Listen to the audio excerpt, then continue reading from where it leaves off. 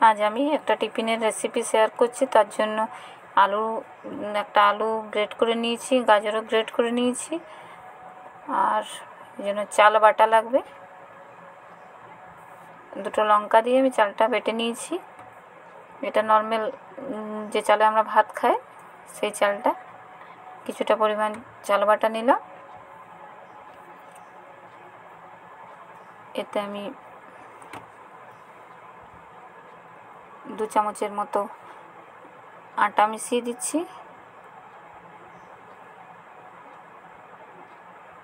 পরিমাণ মতো নুন দিয়ে দিলাম।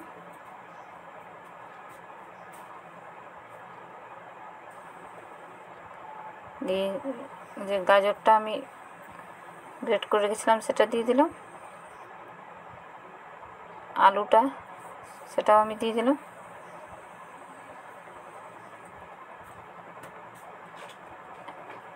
দিয়ে ভালোভাবে জল দিয়ে মিশিয়ে নেব আমি। মেশানোর পর আমি হাফ চামচের থেকে একটু কম ইনো ছিল সেটা দিলাম। আপনারা চাইলে বেকিং পাউডারও দিতে পারেন। তার উপর একটু জল দিয়ে ভালোভাবে মিশ্রণটাকে আমি মিশিয়ে নেব।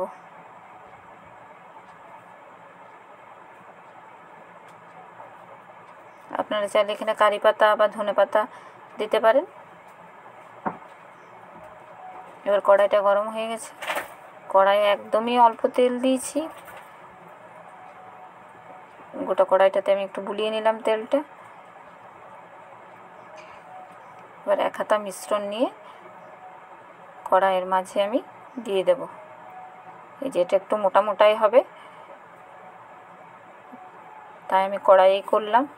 আপনারা চাইলে তাওয়াতেও করতে পারেন। এভাবে মিশ্রণটা একটু ছড়িয়ে দিচ্ছি, পুরোটা ছড়ানোর দরকার নেই। হালকা আছে আমি এবার ঢাকা দিয়ে 1 থেকে 2 মিনিটের জন্য হতে দেবো এটা। এই যে ফুটো ফুটো হয়ে গেছে গোটা। এভাবে উল্টে দেব। একটু তেল আর 1-2 ফোঁটার মতো তেল দিয়ে দিচ্ছি উপর থেকে।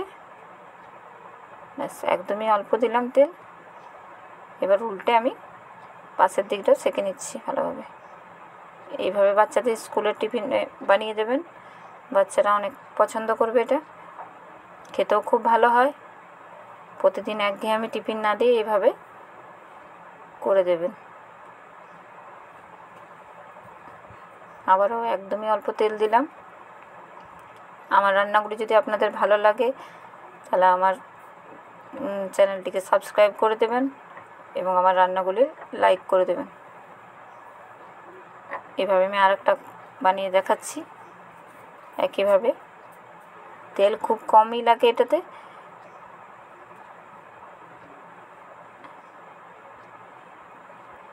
এভাবে দিয়ে আবারও আমি ঢাকা দিয়ে করে নিচ্ছি।